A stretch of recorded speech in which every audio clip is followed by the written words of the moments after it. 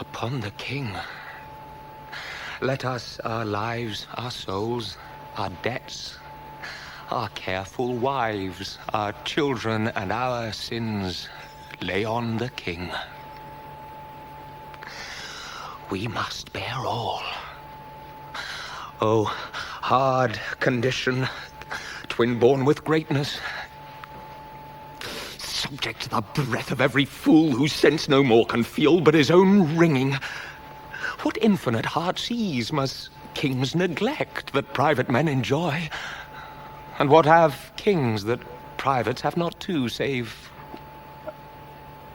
ceremony? Save general ceremony? And what art thou idle ceremony? What kind of God art thou, that sufferest more of mortal griefs than do thy worshippers? What are thy rents? What are thy comings in? O ceremony, show me but thy worth. What is thy soul of adoration? What drink'st thou oft instead of homage sweet, but poison flattery? Oh, be sick, great greatness, and bid thy ceremony give thee cure. Think'st thou the fiery fever will go out with titles blown from adulation? Will it give place to flexure and low bending? Canst thou, when thou commands the beggar's knee, command the health of it? No! Thou proud dream that plays so subtly with a king's repose.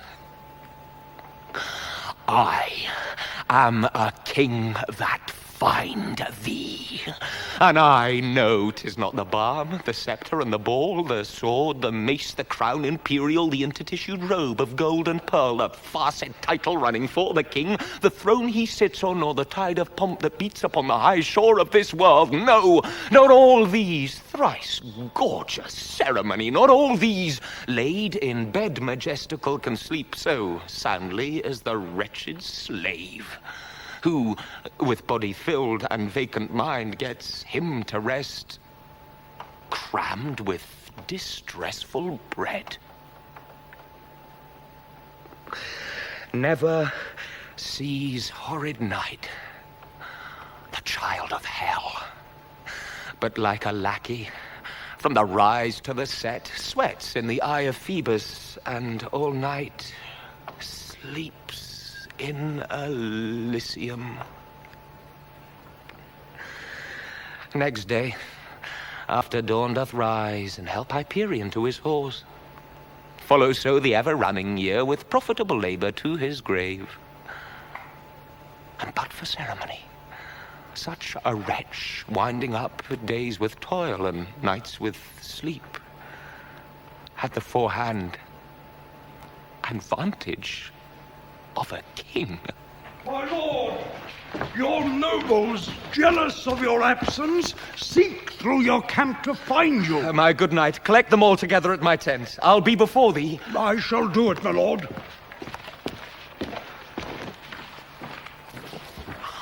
O God of battles, steel my soldiers' hearts. Possess them not with fear. Take from them now the sense of reckoning ere the opposed numbers pluck their hearts from them. Not today. O Lord, oh, not today.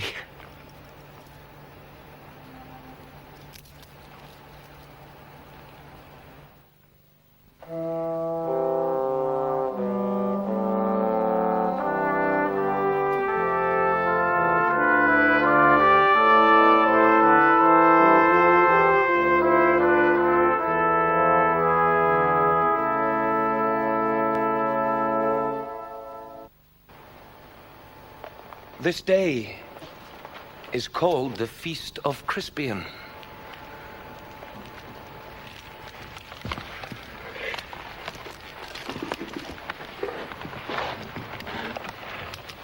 He that outlives this day and comes safe home will stand at tiptoe when this day is named and rouse him at the name of Crispian. He that shall see this day and live to old age will yearly on the vigil feast his neighbour and say, tomorrow is Saint Crispian. Then will he strip his sleeve and show his scars and say, these wounds I had on Crispin's day. Old men forget, yet all shall be forgot, but he'll remember, with advantages, what feats he did that day. And then will our names, familiar in his mouth as household words, Harry the King, Clarence, Exeter, Warwick, Talbot, Salisbury, and Gloucester be in their flowing cups freshly remembered. This story shall the good man teach his son, and Crispian shall ne'er go by from this day to the ending of the world. But we, in it, shall be remembered. We few, we happy few, we band of brothers. For he today that sheds his blood with me shall be my brother. Be he ne'er so vile, this day shall gentle his condition. And gentlemen in England, now abed, shall think themselves accursed they were not here, and hold their manhoods cheap, whilst any speaks that fought with us upon Saint Crispin's day.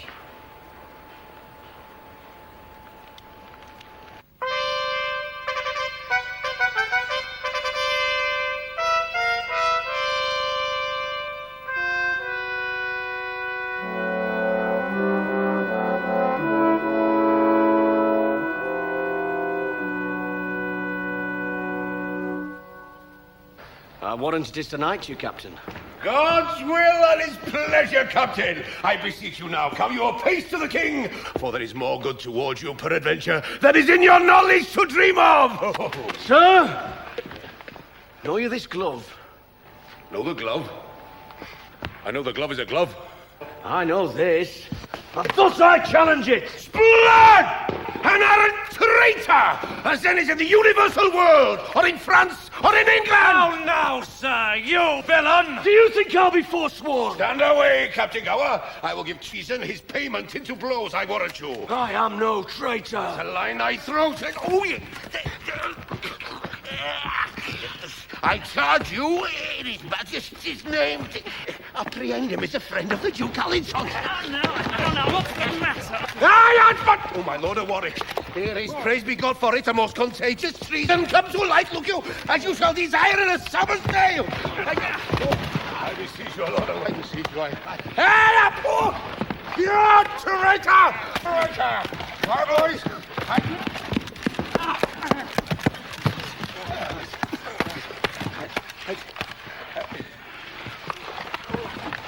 Your Majesty. How now? What's the matter? Your Majesty, here is a villain and a traitor that, look, your grace, has struck the glove that your Majesties take out of the helmet of Alençon. Majesty, this was my glove. Here is the fellow of it. And either I give it to in change promise to wear in his cap. I promise to strike him if he did. I met this man with my glove in his cap, and I have been as good as my word. Oh, your Majesty, here now. Oh, saving your Majesty's manhood, but an arrant, rascally, beggarly, lousy knave it is! I hope your Majesty will bear me witness and testimony that this is a glove of Allington. Give me thy glove, soldier.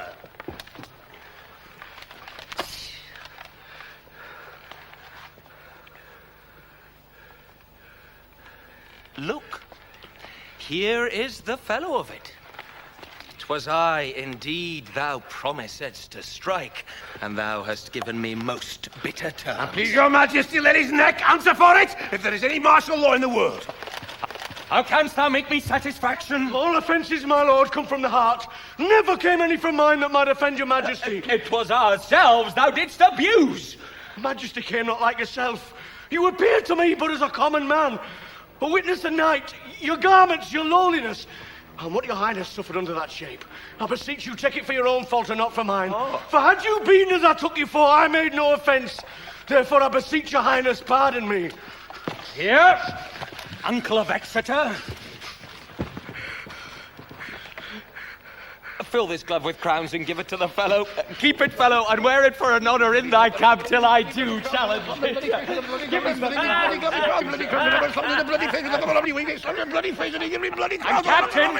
Captain!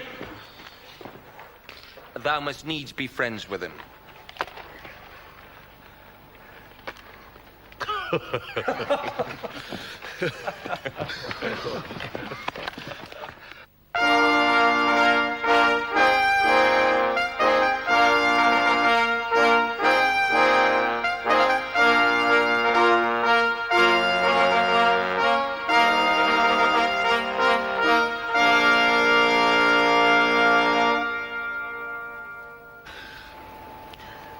How answer you?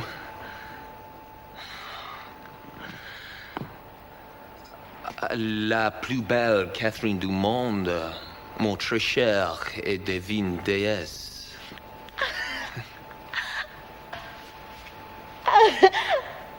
Your Majesty, avant false French enough to deceive the most sage demoiselle that is en France? Oh, now, fie upon my false French, by my honour in true English.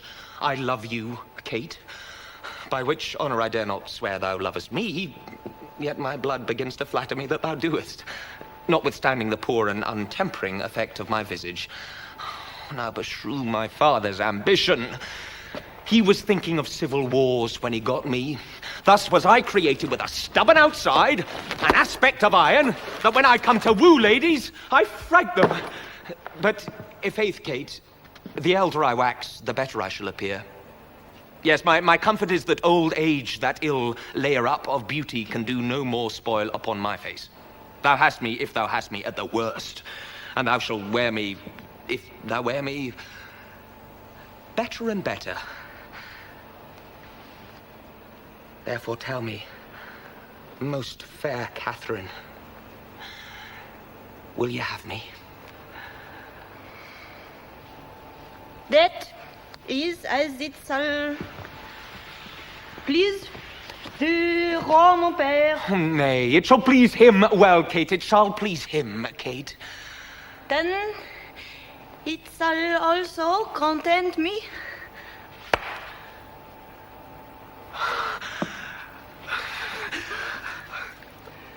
Upon that, I kiss your hand and call you my queen.